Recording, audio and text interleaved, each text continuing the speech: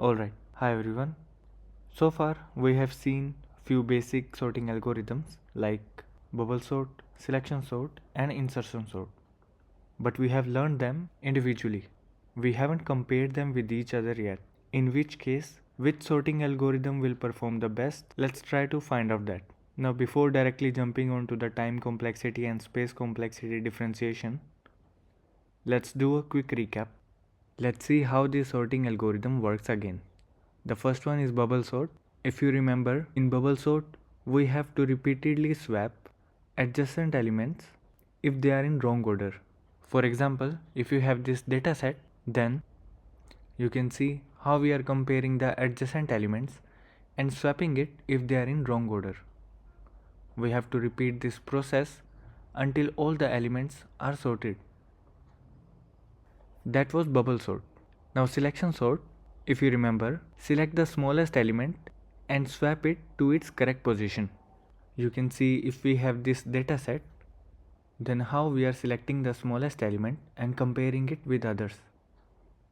And once we find the smallest element, we are swapping it to its correct position.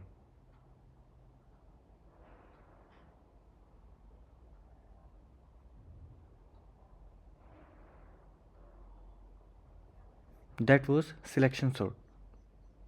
Now let's look at insertion sort. In this algorithm, we pick an element and insert it into its correct position in the sorted part. If you remember, we had two parts, sorted part and unsorted part of the array, and every time we used to pick an element from unsorted part and try to put it under sorted part to a suitable position so that the element is sorted. You can see if we have this data set, this is our sorted part, and then how we are picking the elements, comparing them until we find the correct position for it. And this is insertion sort. For better explanation, we'll highly recommend you to watch out the insertion sort video from my DSA playlist. I will also provide the links in description. Alright, now let's look at their time complexity and space complexity.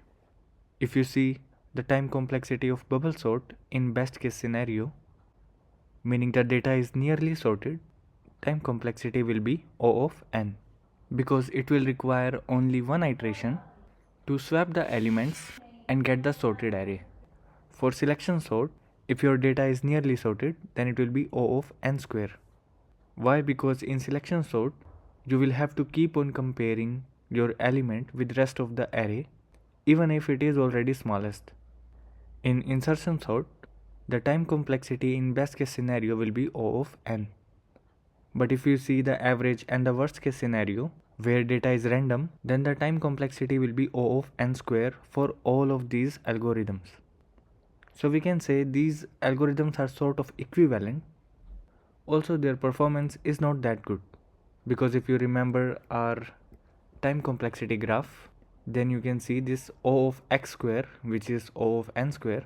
The input size increases, their CPU operations will also increase, meaning it will use high number of resources, and which is not ideal. Now let's talk about space complexity. If you see, space complexity is O of 1 for all these algorithms. Why? Because we are not creating any new array or variable to store data. We are just swapping data inside the same array, or basically rearranging the order of the elements to sort the data. That's why the space complexity is constant, but the time complexity is not ideal here. Also, these algorithms are also known as quadratic algorithms.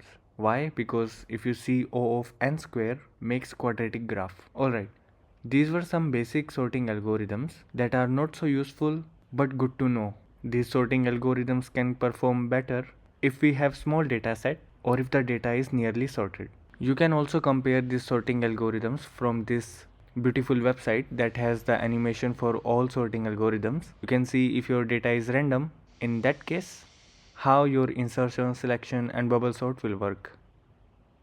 You can see insertion is much faster, and then bubble sort, and then selection sort. For nearly sorted data, insertion and bubble sort are again faster, and selection is much slower. You can play around to have better understanding. Now the upcoming sorting algorithms will be merge sort, quick sort and radix sort. These sorting algorithms are going to be much faster than the previous ones. So stay tuned for that, and thanks for watching.